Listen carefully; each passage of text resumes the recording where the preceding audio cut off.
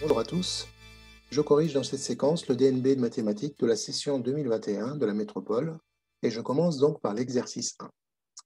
Cette feuille de calcul présente des températures moyennes mensuelles à Tours pour l'année 2019.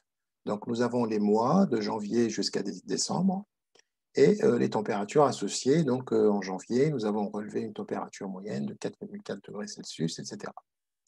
D'après le tableau ci-dessus, quelle a été la température moyenne à Tours en novembre 2019?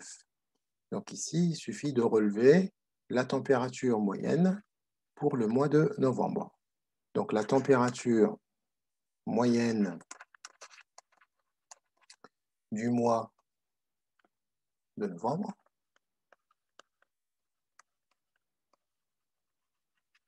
est de 8,2 degrés Celsius.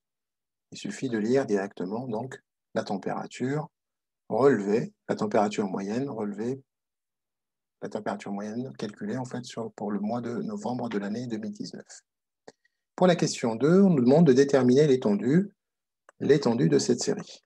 Eh bien, l'étendue de cette série, c'est toujours pareil, donc la température maximale moins la température minimale. Donc la température maximale relevée est de 22,6. La température minimale est de, si on regarde ici, 4,4. On n'est pas tombé en dessous de 4,4, donc moins 4,4.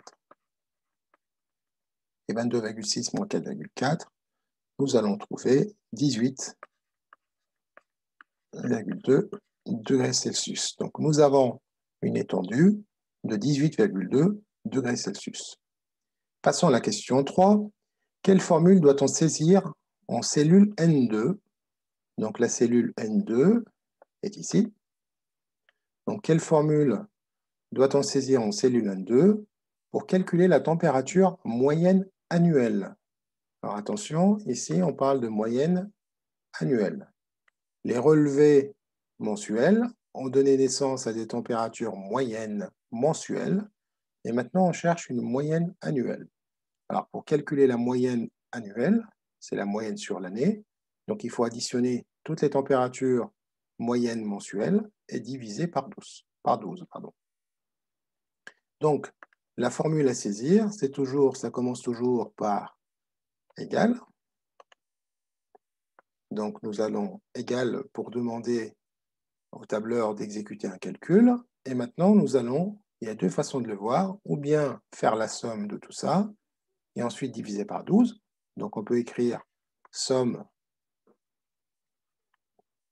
de la cellule B2, 2 points jusqu'à la cellule M2.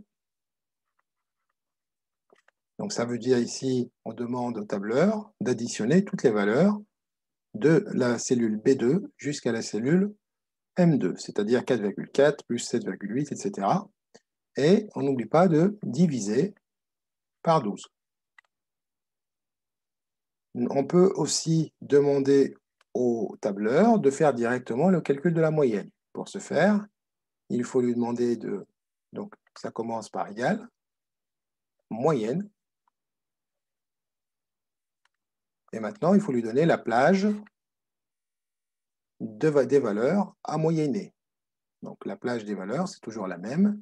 Ça va de B2 jusqu'à M2.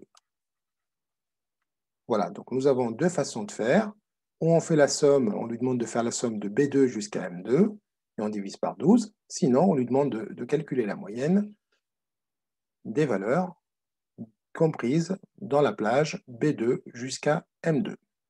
On peut également lui demander de faire la somme, sans écrire la somme, tout simplement de faire B2 plus C2 plus D2. Alors là, je vais mettre 3 points de suspension parce que c'est long à écrire, jusqu'à M2. Et on n'oublie pas de diviser par 12.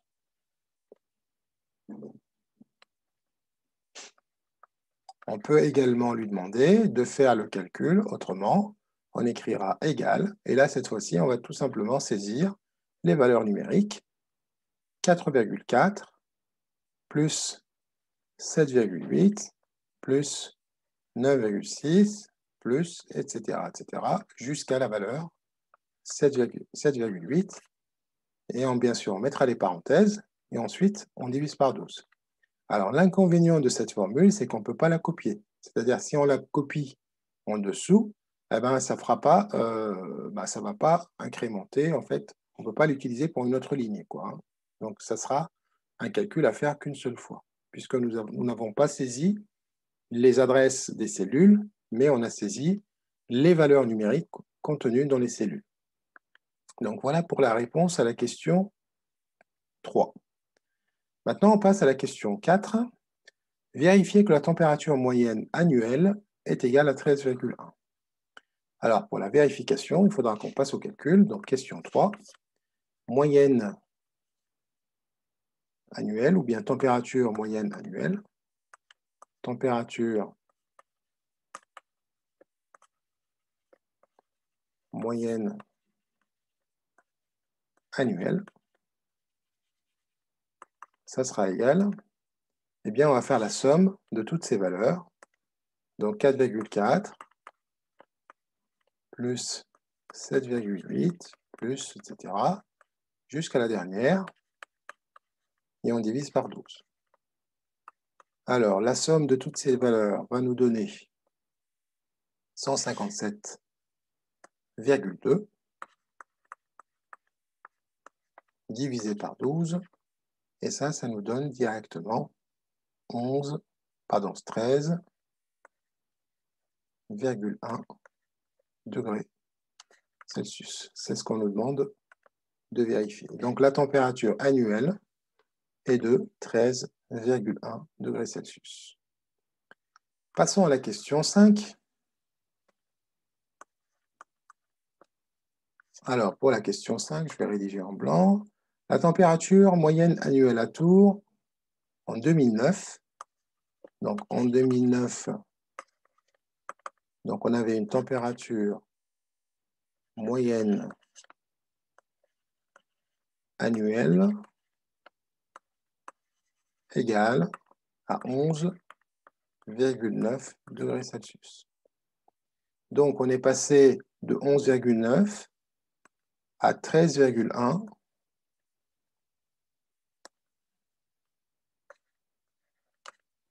en 2019.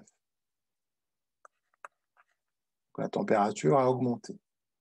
Le pourcentage d'augmentation entre 2009 et 2019, arrondi à l'unité, est-il de 7%, 10% ou 13%? Eh bien, on va le calculer. Pourcentage d'augmentation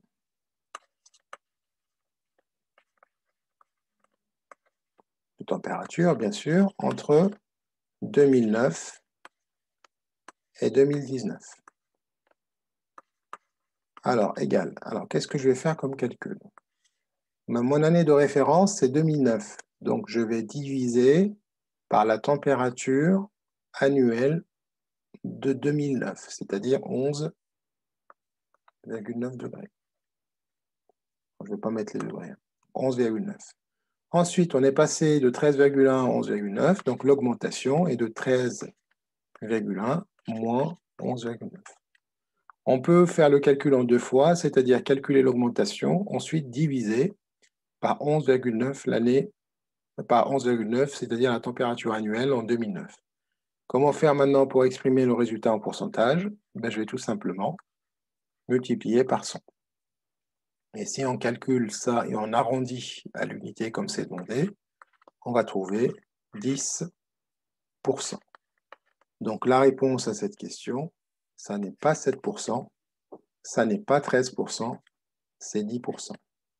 Voilà, nous arrivons à la fin de la correction de l'exercice 1. Merci pour votre attention et à très bientôt pour l'exercice 2. Au revoir.